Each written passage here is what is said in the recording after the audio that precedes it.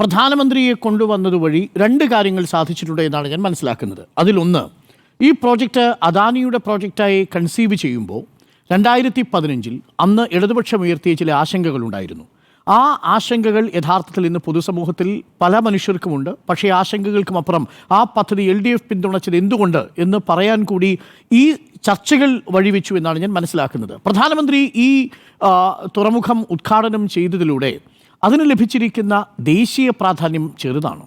എത്ര വലിയ ദേശീയ പ്രാധാന്യമായി കിട്ടിയിരിക്കുന്നത്? ഇന്ന് ഇതേ എന്താണ് വന്ന് പറഞ്ഞിരിക്കുന്നത്, ഗുജറാത്തിൽ പോലുമില്ല ഇത്രയും വലിയ പ്രോജക്റ്റ്, ഇത്രയും വലിയൊരു തുറമുഖം എന്ന് നരേന്ദ്രമോദി വന്ന് പറയുകയാണ്. ഇത് എങ്ങനെയാണ് നമുക്ക് മനസ്സിലാവുന്നത്? പ്രേക്ഷകർക്ക് അറിയാവുന്നതുപോലെ ഈ ട്രാൻസ്ഷിപ്പ് ടെർമിനൽ എന്നുള്ളത് തൊട്ടടുത്ത പ്രദേശങ്ങളിൽ, അത് സിംഗപ്പൂരിനെ ആണെങ്കിലും അത് സലാലയാണെങ്കിലും ദുബായ് ആണെങ്കിലും കൊളംബോ ആണെങ്കിലും അവരുടെ ചരക്ക് നീക്കത്തെ വലിയ രീതിയിൽ ബാധിക്കുന്നൊരു പ്രോജക്റ്റാണ്. അപ്പോൾ ആ പ്രോജക്റ്റിന് വലിയ ദേശീയ പ്രാധാന്യം കിട്ടുക, അന്തർദേശീയ പ്രാധാന്യം കിട്ടുക എന്നുള്ളത് ഈ പ്രോജക്റ്റിൻ്റെ ഒരു പബ്ലിക് റിലേഷൻസിൻ്റെ കൂടെ ഭാഗമാണ്.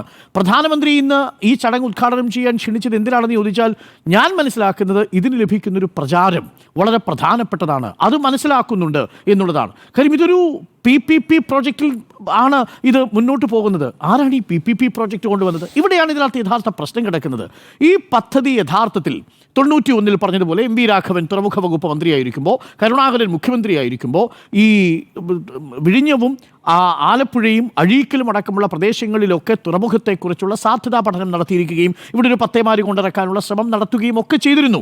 പക്ഷേ അതൊരു കസ്റ്റം സ്പോട്ടായിട്ടാണ് അതിന് പിന്നീട് കേന്ദ്ര സർക്കാർ അനുവാദം നൽകുന്നതും ആ രീതിയിൽ മാത്രമാണ് അത് പ്രവർത്തിച്ചു പോകുന്നതും.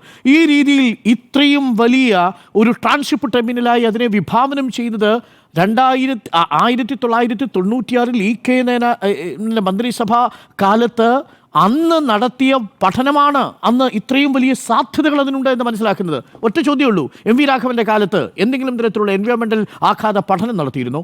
ഫീസിബിലിറ്റി സ്റ്റഡി ഇതിനകത്ത് എന്താ നടത്തിയത്? വലിയ തുറയിലുള്ള ഡിക്രൂസിൻ്റെ അടുത്ത് അദ്ദേഹത്തിൻ്റെ പത്തേമാരി ഗുജറാത്തിൽ നിന്ന് ഈ ഭാഗത്തേക്ക് വരുന്നു എന്നത് ഒഴിച്ചു നിർത്തിയാൽ, അതുപോയി ഫ്ലാഗ് ഓഫ് ചെയ്യുന്നത് ഒഴിച്ചു നിർത്തിക്കഴിഞ്ഞാൽ കാര്യമായിട്ട് എന്ത് സാധ്യതാ പഠനമാണ് 91 K കരുണാകരൻ നടത്തിയത്? അപ്പം നടത്തിയിട്ടില്ല. എന്നാൽ നോക്കൂ, EK നായനാരിൻ്റെ മന്ത്രിസഭയിലേക്ക് എത്തുന്ന സമയത്ത് അവിടെ കുമാർ കൺസോർഷ്യവുമായിട്ട് നേരത്തെ ഒപ്പുവെച്ച് MOU വിശദമായി പരിശോധിച്ച് ടെൻഡർ വിളിക്കുന്നതിനെ കുറിച്ച് ആലോചിക്കുന്നു എന്നുള്ളതാണ്. അതിനുശേഷം വരുന്ന AK ആന്റണി സർക്കാരിന് അത് മുന്നോട്ട് കൊണ്ടുപോകാൻ കഴിയണമായിരുന്നു. പക്ഷേ നിർഭാഗ്യവശാൽ കഴിഞ്ഞില്ല എന്ന് മാത്രമല്ല, വലിയ രീതിയിൽ ആ പദ്ധതി അവഗണിക്കപ്പെടുന്ന സാഹചര്യമാണ് ഉണ്ടാകുന്നത്. കോൺഗ്രസിനുള്ളിൽ നിന്ന് തന്നെ എതിർപ്പുണ്ടാകുന്നു. ഈ പദ്ധതിയുമായിട്ട് മുന്നോട്ട് പോയാൽ തീരദേശവാസികളുടെ പ്രശ്നം, പരിസ്ഥിതി ആഘാതം എന്തായിരുന്നു? അന്ന് VS അച്യുതാനന്ദൻ്റെ കാലത്ത് പരിസ്ഥിതി ആഘാത പഠനത്തിൻ്റെ റിപ്പോർട്ട് കേന്ദ്ര സർക്കാരിന് കൊടുത്തപ്പോൾ ജയറാം രമേശിൻ്റെ റിപ്പോർട്ട്, ജയറാം രമേശ് അതിന് പരിസ്ഥിതി ആഘാത പഠനം നടത്തുമ്പോൾ അതിന് ക്ലിയറൻസ് കൊടുക്കാത്തതിൻ്റെ ഒരു പ്രധാനപ്പെട്ട കാരണമായി ചൂണ്ടിക്കാണിച്ചത് തൊട്ടടുത്ത് കുളച്ചിലും തൊട്ടടുത്തുള്ള രാജ്യങ്ങളിലെ എയർപോർട്ടുകളും ചൂണ്ടിക്കാണിച്ചുകൊണ്ടാണ്. ഇത് കേന്ദ്രത്തിലെ കോൺഗ്രസ് സർക്കാരാണ്. ജയറാം രമേശ് അന്ന് പരിസ്ഥിതി വകുപ്പ് മന്ത്രിയായിരിക്കുമ്പോഴാണ് VSൻ്റെ കാലത്ത് ഇതിന് പരിസ്ഥിതി ക്ലിയറൻസ് നിഷേധിക്കപ്പെടുന്നത്. ഞാൻ മനസ്സിലാക്കുന്നതിൽ ഏറ്റവും നിർണായകമായ കോൺട്രിബ്യൂഷൻ നടത്തിയിരിക്കുന്നത് 1996 EK നായനാർ മന്ത്രിസഭ, അതിനുശേഷം VS അച്യുതാനന്ദൻ മന്ത്രിസഭ. VS അച്യുതാനന്ദൻ മന്ത്രിസഭയിൽ നടത്തിയ പ്രവർത്തനങ്ങൾ കണ്ടില്ലെന്ന് നടിക്കാൻ പറ്റുമോ? ഇന്നിപ്പോൾ ഉമ്മൻചാണ്ടിയുടെ ഓർമ്മയെ നിങ്ങൾ ഭയക്കുന്നു എന്ന് പറയുന്ന കോൺഗ്രസിന് VSൻ്റെ കാലഘട്ടത്തിൽ ഈ പ്രോജക്റ്റിന് വേണ്ടിയിട്ട് നടത്തിയ നീക്കങ്ങൾ വിസ്മരിക്കാൻ പറ്റുമോ? ചരിത്രത്തിലാദ്യമായിട്ടല്ലേ ഈ പദ്ധതി ഒരു ലാൻഡ് ലോഡ് മോഡൽ കൊണ്ടുപോകാം എന്ന് LDF സർക്കാരല്ലേ തീരുമാനിക്കുന്നത്? എന്തായിരുന്നു അതിൻ്റെ പ്രത്യേകത? 24% ഓഹരിയോടുകൂടി ആദ്യ വർഷം തന്നെ ലാഭവിഹിതം കിട്ടുന്ന തരത്തിൽ ഇങ്ങനൊരു പ്രോജക്റ്റ് നടപ്പിലാക്കാൻ പോകുന്നു എന്നുള്ളതാണ്. അത് സംസ്ഥാന സർക്കാരും പൂർണ്ണമായിട്ടും ലാൻഡ് ലോഡ് മാതൃകയിൽ നടപ്പിലാക്കാൻ പോകുന്ന പദ്ധതിയാണ്. ഈ പദ്ധതി നടപ്പാക്കുമെന്നല്ലേ പിന്നീട് ഉമ്മൻചാണ്ടി സർക്കാർ പറഞ്ഞത്? VS മുന്നോട്ട് കൊണ്ടുവന്ന പദ്ധതി, അതിലെ ലാൻഡ് ലോഡ് പ്രോജക്റ്റ് മാതൃകയെ PPP മാതൃകയാക്കി മാറ്റിയത് ആരാണ്? ഒരൊറ്റ ചോദ്യമേ ഉള്ളൂ, അത് ഉമ്മൻചാണ്ടിയാണ്. ഏതു സാഹചര്യത്തിലാണെന്ന് മാറ്റിയത്? അദാനി ഈ ടെൻഡർ ഏറ്റെടുക്കാൻ വേണ്ടി എന്തൊക്കെ വിട്ടുവീഴ്ചകൾ ചെയ്യാമോ ആ വിട്ടുവീഴ്ചകളെല്ലാം കൊടുത്തതിന് ശേഷമാണ്. ഏതെങ്കിലും മന്ത്രിസഭയിൽ ഈ PPP മോഡലായിട്ട് ഈ വിഴിഞ്ഞം പ്രോജക്റ്റ് വരുന്നു എന്നുള്ളതിനെക്കുറിച്ച് ചർച്ച നടന്നിട്ടുണ്ടോ? ഞാൻ വെല്ലുവിളിക്കുകയാണ്. ഒരു മന്ത്രിസഭാ യോഗത്തിലും ആ തീരുമാനമില്ല. നിയമസഭയിൽ ഈ വിഷയം ചർച്ച ചെയ്തിട്ടില്ല. പകരം ഏകപക്ഷീയമായി ഉമ്മൻചാണ്ടി സർക്കാർ എടുത്ത തീരുമാനമാണ് ലാൻഡ് ലോഡ് മാതൃകയിൽ നിന്ന് PPP മാതൃകയിലേക്ക് പ്രോജക്റ്റ് മാറ്റുന്നു. അതും ബെനിഫിറ്റ് ആർക്കാണ്? 2045 പൂർത്തിയാവുന്ന പ്രോജക്റ്റ് പ്രോജക്റ്റാണിത്. ഉമ്മൻചാണ്ടി സർക്കാരിൻ്റെ മെമ്മോറാണ്ടം അനുസരിച്ച് 2045 എന്നാണ് സംസ്ഥാന സർക്കാരിന് വിഹിതം കിട്ടിത്തുടങ്ങുക. 19 വർഷവും കഴിഞ്ഞ് 20ാമത്തെ വർഷം മുതൽ 1% കേരളത്തിന് വിഹിതം കിട്ടിത്തുടങ്ങുക. ഈ പദ്ധതിയുടെ 70% മുടക്കുന്നതാരാ? സംസ്ഥാന സർക്കാർ. ഇങ്ങനൊരു പദ്ധതി CAG റിപ്പോർട്ടിൽ അതിൽ ആരോപണം ഉന്നയിച്ചത് സാഹചര്യത്തിൽ പ്രതിപക്ഷം പിന്നെ എന്താ ചെയ്യേണ്ടത്? സ്വാഭാവികമായും അതിൽ ദുരൂഹതകളുണ്ട്. ആ പ്രോജക്റ്റ് എങ്ങനെയാണ് 5 കമ്പനികൾ ടെൻഡർ ഏറ്റെടുക്കാൻ തയ്യാറായിരിക്കുന്ന ഘട്ടത്തിൽ അദാനിയുമായിട്ട് വളരെ പെട്ടെന്ന് ഒരു ചർച്ച KV തോമസിന്റെ വീട്ടിൽ വെച്ച് നടത്തുന്നു. അതിൽ അദാനി ആവശ്യപ്പെട്ട എല്ലാ കണ്ടീഷൻസും അംഗീകരിച്ചുകൊണ്ട് ഈ പ്രോജക്റ്റ് ഉമ്മൻചാണ്ടി സ്വീകരിക്കുന്നു. സ്വാഭാവികമായും CAGയുടെ ചോദ്യങ്ങൾ ഉണ്ടാവുന്നു, അതിനെതിരെയുള്ള പ്രതികരണങ്ങൾ ഉണ്ടാവുന്നു. അപ്പോൾ ഞാൻ പറഞ്ഞു വരുന്നത്, ഈ പ്രോജക്റ്റ് ആരുടേതാണ് എന്ന രാഷ്ട്രീയ ചോദ്യമാണ് ഉന്നയിക്കുന്നതെങ്കിൽ ഞാനിപ്പോഴും ഉറച്ചു നിൽക്കാൻ ആഗ്രഹിക്കുന്നത് 1996 EK നായനാരിൻ്റെ മന്ത്രിസഭയിൽ ഉണ്ടാക്കിയിരുന്ന ഈ പ്രോജക്റ്റിൻ്റെ വലിയൊരു ഡിസൈൻ ഉണ്ടായിരുന്നു, ഒരു പഠനമുണ്ടായിരുന്നു. ആ പഠനമാണ് യഥാർത്ഥത്തിൽ ഈ പ്രോജക്റ്റിനെ നമ്മൾ ഇന്ന് കാണുന്ന രീതിയിലുള്ള വിശാല അർത്ഥത്തിലുള്ളൊരു പ്രോജക്റ്റാക്കി മാറ്റാനുള്ള സാധ്യത മുന്നിലേക്ക് വയ്ക്കുന്നത്. അതിനുശേഷം വരുന്ന VS സർക്കാരിൻ്റെ കാലത്താണ് ഇതിനെക്കുറിച്ചുള്ള വിശാലമായ പഠനമുണ്ടാവുന്നത്. മാത്രമല്ല, സൂം കൺസോർഷ്യം എന്ന് പറയുന്ന ഒരു കമ്പനി ഈ പ്രോജക്റ്റ് ഏറ്റെടുത്തില്ലേ? അതിനെന്തുകൊണ്ടാണ് ക്ലിയറൻസ് നിഷേധിച്ചത്? ആരാ ക്ലിയറൻസ് നിഷേധിച്ചത്? ആദ്യം ക്ലിയറൻസ് നിഷേധിക്കുന്നത് കേന്ദ്രത്തിലിരുന്ന കോൺഗ്രസ് AK ആന്റണി പ്രതിരോധ വകുപ്പ് മന്ത്രിയാകുമ്പോൾ സൂം കൺസോർഷ്യത്തിൻ്റെ കാര്യത്തിൽ അങ്ങനെ ഒരു എതിർപ്പുണ്ടെന്ന് പറയാം. അത് കഴിഞ്ഞ് ലാൻകോ കൊണ്ടപ്പള്ളി വരുന്നുണ്ടല്ലോ. ഞാൻ ഇന്നലെ പറഞ്ഞതാണ്, ലാൻകോ കൊണ്ടപ്പള്ളി ഈ പ്രോജക്റ്റുമായിട്ട് വരുമ്പോൾ 115 കോടി രൂപ സംസ്ഥാന സർക്കാരിന് കൊടുത്തുകൊണ്ടാണ് നെഗറ്റീവ് ടെൻഡറാണ് വരുത്തുന്നത്. ലാൻകോ കൊണ്ടപ്പള്ളിയെ കേരളത്തിൽ നിന്ന് ആരാണ് ആട്ടിപ്പായിച്ചത്? എന്താണ് ലാൻകോ കൊണ്ടപ്പള്ളി വരുന്ന സമയത്ത് പരിസ്ഥിതി ആഘാത പഠനത്തിൻ്റെ കാര്യത്തിൽ ജയറാം രമേശും അതിനുള്ള അനുമതി നിഷേധിക്കുന്നു. തുടർച്ചയായി കേന്ദ്രത്തിലിരുന്ന കോൺഗ്രസ് സർക്കാരുകൾ വിഴിഞ്ഞം തുറമുഖത്തിന് ആദ്യം പരിസ്ഥിതി ക്ലിയറൻസ്, പിന്നീട് മിലിറ്ററി ക്ലിയറൻസ്, രണ്ടും നിഷേധിച്ചത് VSന്റെ കാലത്തല്ലേ? അതാണ് ഏറ്റവും പ്രധാനപ്പെട്ട ചോദ്യം. അതിനുശേഷമല്ലേ എന്നിട്ടും ഒരു ഗ്ലോബൽ മീറ്റ് വിളിച്ചു വരുത്തിയത് VS സർക്കാരിൻ്റെ കാലത്തല്ലേ?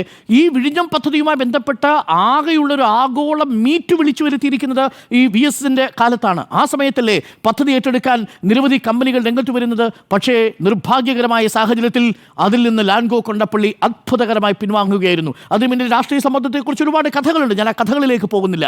പക്ഷേ അതിനുശേഷമാണ് ഉമ്മൻചാണ്ടി സർക്കാരിൻ്റെ കാലത്ത് 2011 പദ്ധതിക്ക് വേണ്ടി ഒന്നും ചെയ്തില്ല, 2012 പദ്ധതിക്ക് വേണ്ടി ഒന്നും ചെയ്തില്ല, 2013 ആരാ തെരുവിലിറങ്ങുന്നത്? 212 ദിവസം സമരം കിടക്കുന്നത് ആരാ? കേരളത്തിൽ ഇടതുപക്ഷം സമരം ചെയ്യുന്നു. കേരളത്തിൽ BJP അടക്കമുള്ള കക്ഷികൾ ഈ വിഴിഞ്ഞം പദ്ധതിയെക്കുറിച്ച് ആലോചിച്ച് തുടങ്ങണമെന്ന് പറയുന്നു. 2014 ആകുമ്പോൾ കേന്ദ്രത്തിൽ മാറ്റം വരുന്നു. കേന്ദ്രത്തിൽ ആര് വരുന്നു? നരേന്ദ്രമോദി സർക്കാർ വരുന്നു.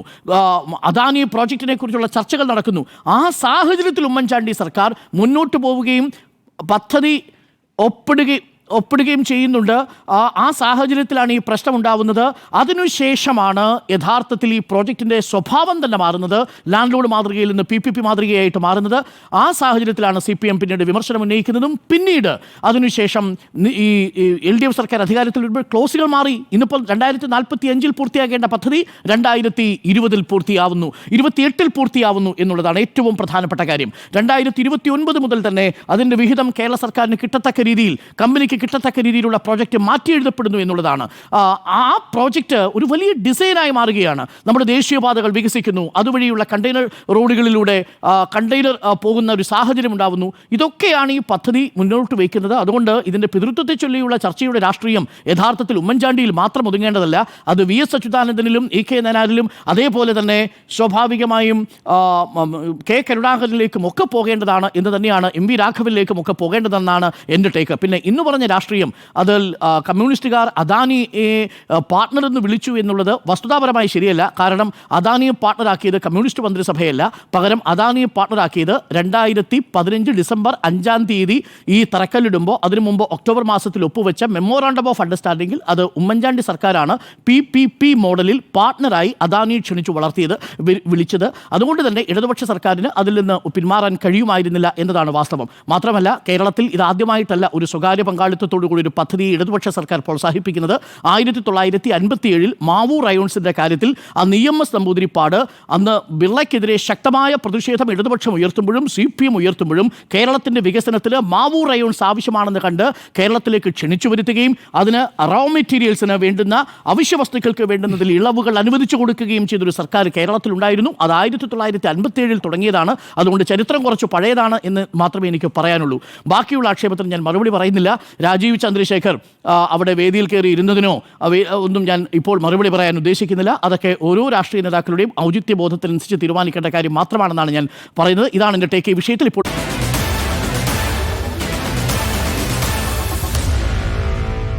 Meet the editor.